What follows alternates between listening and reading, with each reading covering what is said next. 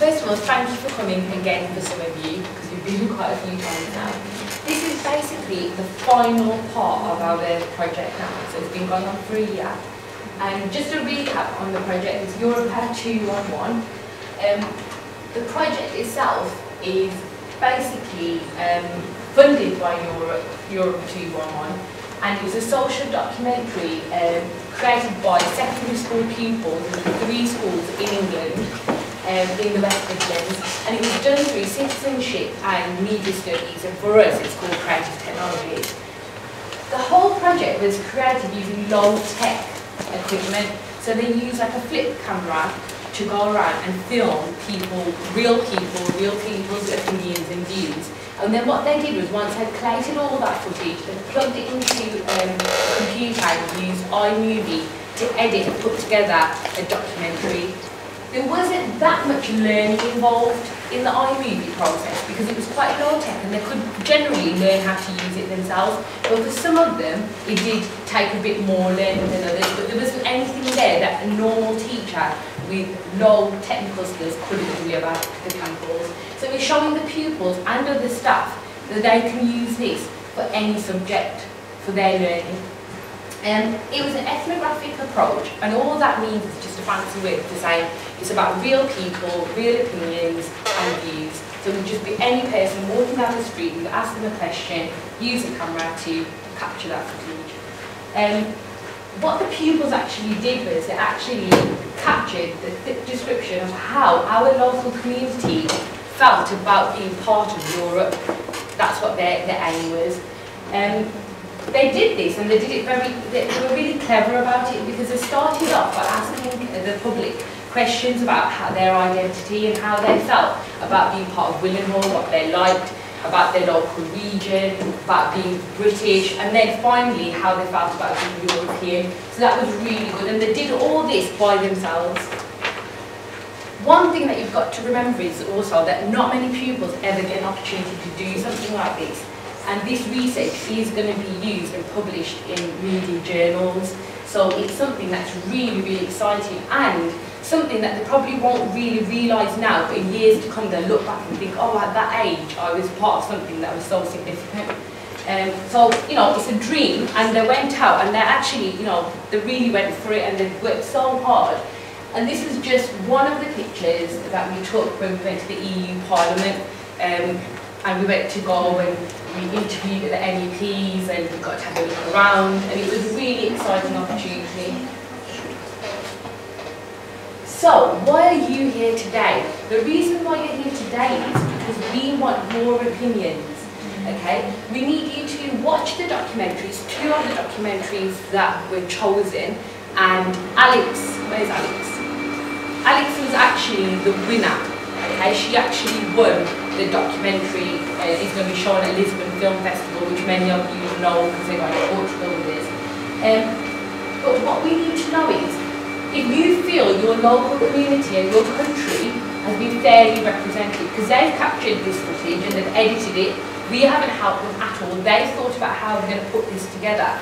But do you think that what they've captured and what's being portrayed is a true reflection of how your area sees being part of the EU? So, the last thing I want you to think about while you're watching this is also, if you think that the skills and knowledge they've learned whilst making these documentaries can be transferred to any other subjects, or if you think that this type of learning can enhance their learning and understanding. Okay? So, I'm just going to put on, there's 2 documentaries, so I'm just going to put the first one.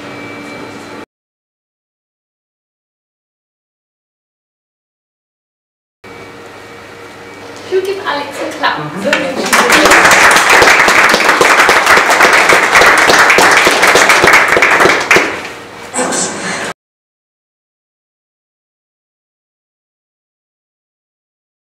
And Reese's up here, but we can give them.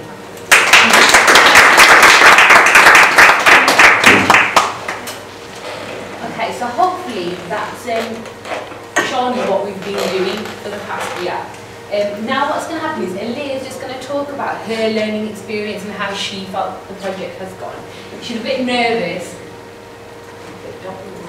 She doesn't want to stand up, so she'll sit down.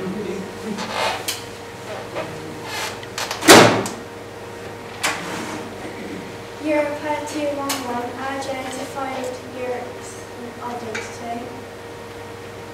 What did you like doing this project? I like the project because it was fun and very interesting, like finding out things you don't find out every day. I also liked it because we got to go to different places like Walsall. This is a very important opportunity. What technical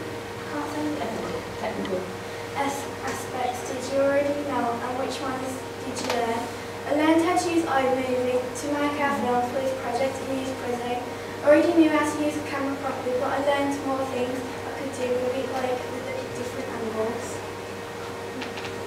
What do you understand about ethnographic documentary making and what did it involve? I understand ethnographic documentary making because it's about real people and their views, opinions and what they think. It involves interviewing a range of people and gets the true reflection of people's opinions. What kinds of decisions did you make when connected to your film? I made a lot of decisions of what I wanted in my film. I had to cut out many things like large pauses. I made a decision not to put in some things, probably because of what they said or if they weren't clear. What did you learn about your community and citizenship? I learned that my community is changing and that some people don't really want the UK and the EU because they think they're taking advantage of us. Through this project we used knowledge from citizenship and skills and creativity to capture our learning of our community's feelings and opinions about their local area and their wider views on being a part of the EU. I learned many people said that they weren't from the UK, but lots of people thought they should be a part of the EU because of change. What picture do we get about how citizens in this community see themselves in relation to Europe? Citizens in the UK said they feel more British than European. Many said it's their home country and they always be British. Many think that the UK is an island. It doesn't feel European. What ideas are in the films and what future and whom do they come from? Many people out of school say that the built of the change in technology will transport will too. Many people inside the school said that things will change, like everything will come on up to date. That our daily life will change, like in 10 years' time things will change then, technology will be more popular. Like we'll have school robot teaching and robot names that work for us. Most said that we will not be a part of the EU. What other subjects in school could use this ethnographic documentary making approach for learning? They could use ethnographic documentaries in citizenship and geography, but also history. It can be almost used for any subject when carrying out as evaluations.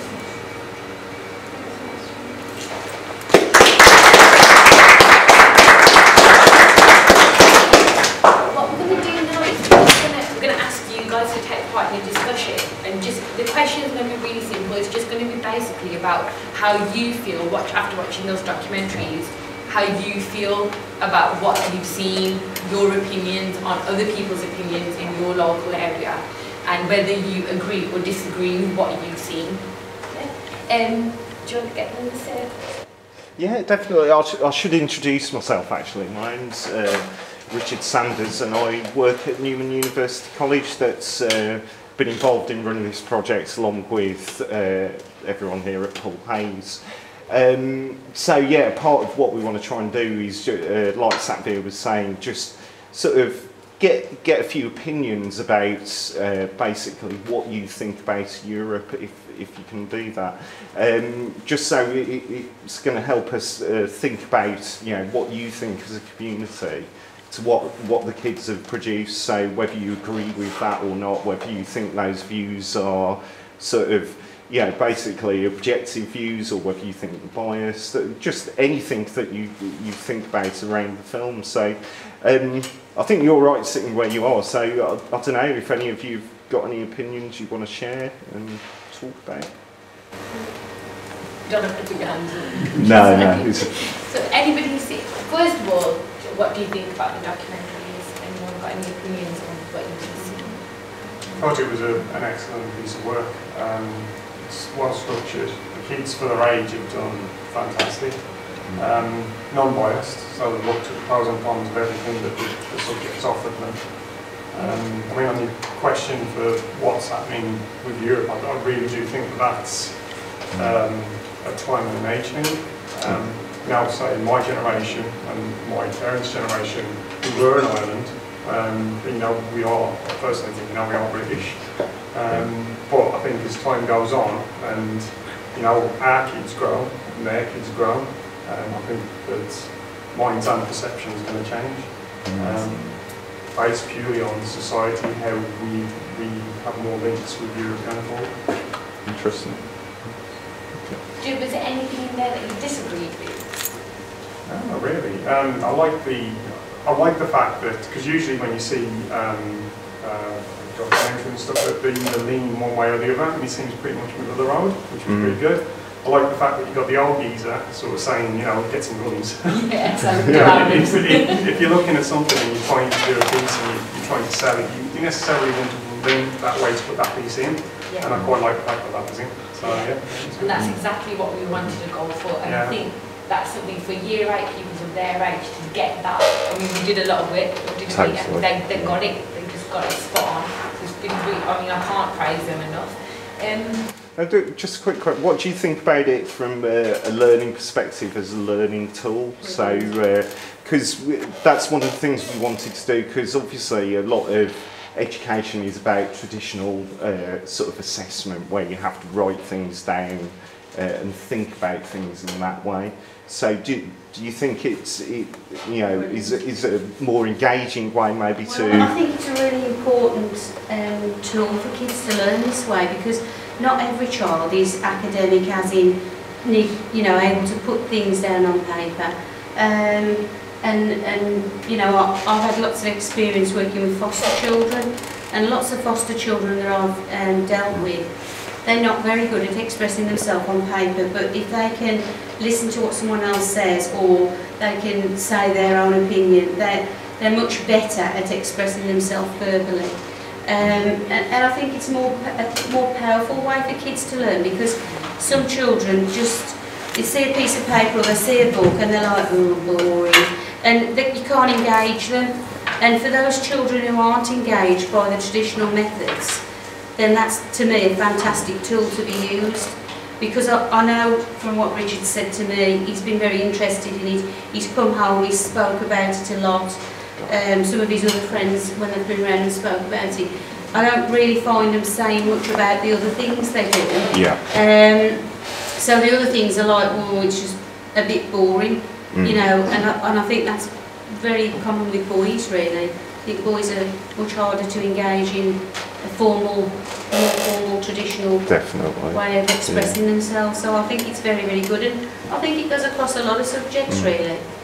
And it's good for them to realise that, you know, they're part of a school, but they're not just part of a school, or Walsall or Birmingham, or, you know, they are part of Europe. They're part of, you know, they are British, but they are part of Europe. And I think it's good at this young age to be looking outside the box a bit and thinking the bigger picture. So I think it's like made them realise and maybe challenged what their feelings or thoughts are about what they feel about being part of Europe, because they're the future. Definitely. They're the ones who are going to choose in the longer term whether we are in Europe, whether we're not, and make, you know, make the way for the future. So I think it's good that normally they're not things we think about at this age.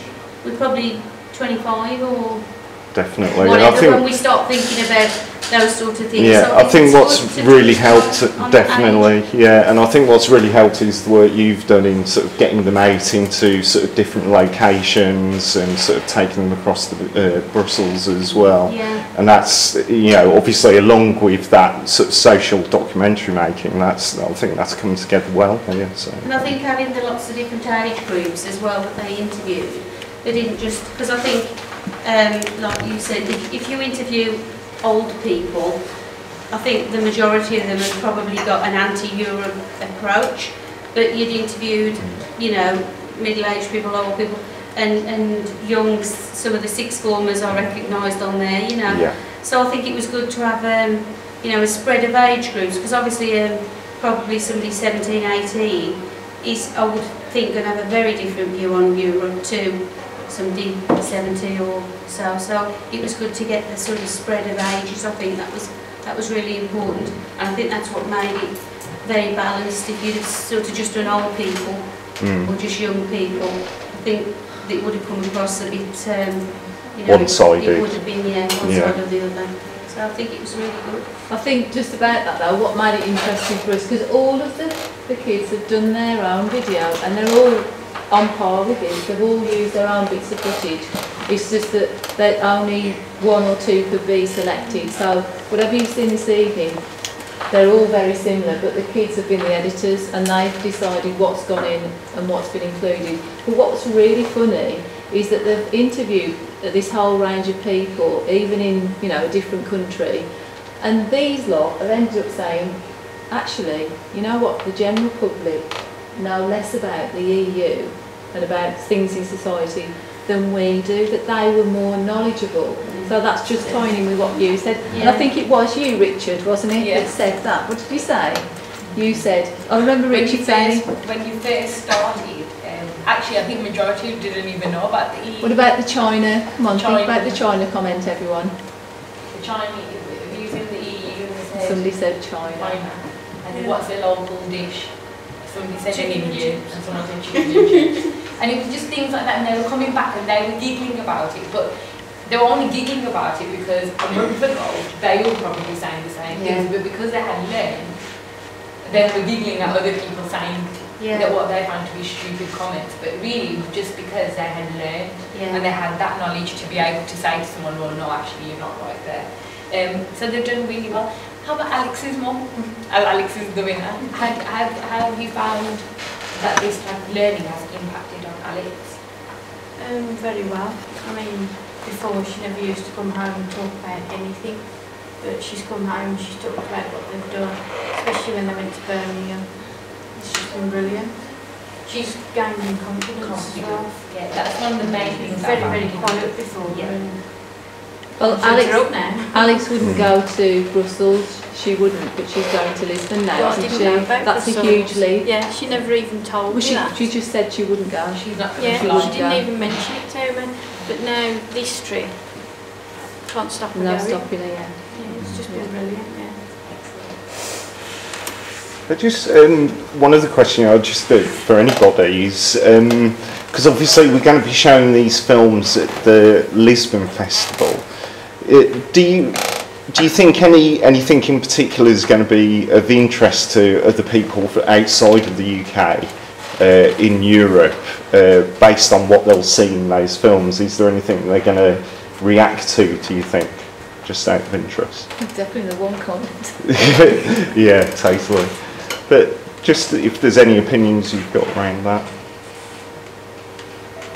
I don't think really most of Europeans are that bothered whether we like it or whether we don't. I don't think they're really that interested in our views, really. Right. But I think most of them would feel that we're anti-Europe because you only ever see the press where it's advertising and publicising that everybody's against Europe. So I would imagine, my guess, I might be wrong, would be if you asked somebody from Germany, France, whatever, they would say, oh, British people don't want to be part of Europe. I think their general opinion would be that all of us were against Europe. And I think maybe from the film it shows that there's lots of people who aren't against Europe and really value the trade aspect of what Europe, you know, can bring in trade with us. So I think maybe they'd be surprised on the fact that not everybody is against Europe. Okay, yeah, interesting. Yeah. You hear the bad things in the press, don't you, really? How about the whole sort of empire type thing? Do you think they'll be surprised about that and some of the issues that I don't think they'd be surprised about that because I think older people that's the way older people talk, and I think most other countries would probably expect older people in Britain to talk like that because that's the bits that you see rubbish papers like the Sun. That's the sort of thing they put in there. You know, so I think it wouldn't be no surprise that older people talk like that, really. I don't think they'd be surprised at that. Maybe they'd be surprised that there's lots of young people who are a little bit more positive about aspects of Europe. Gotcha. Okay. I think mentality-wise as well, especially Europeans, they are so much more used to being multicultural, not just invasion-wise, because all the countries in Europe at some point or other during their history have been invaded. But they need to remember that little strip of water does make a hell of a lot of difference in minds and body. And I know it's probably a completely alien thing to them because they're not an island race. You know, as I say, they've got borders with everybody. There is always a flow of people between these countries, and you know, this country or Britain has never really had that. And if we have, it's been sort of on the scale of invasion type things. It's always been sort of, you know, even recently, Second World War. You know, we were here on our own. At one point, we were standing on our own against Germany or on our death. So you know, I think it is strongly embedded in us, the fact that you know we are sort of on our own and we are an island race. But I think Europe understood that. And, it was actually weird because when we went to Bristol, when we got there, I don't know what the kids expected, but we thought it was going to be really different. And then as we were sitting on the train, we were like, well, actually, it was just like being at home, wasn't it? And it just showed us that we're not different at all. And it is just that, literally, that strip of water that makes us Totally. changes everything. The chocolate waffles are different though. And the chocolate waffles. Yeah. Nicer ice cream as well. Yeah. Okay, yeah, I think so. So yeah, I mean that's brilliant. Thank you.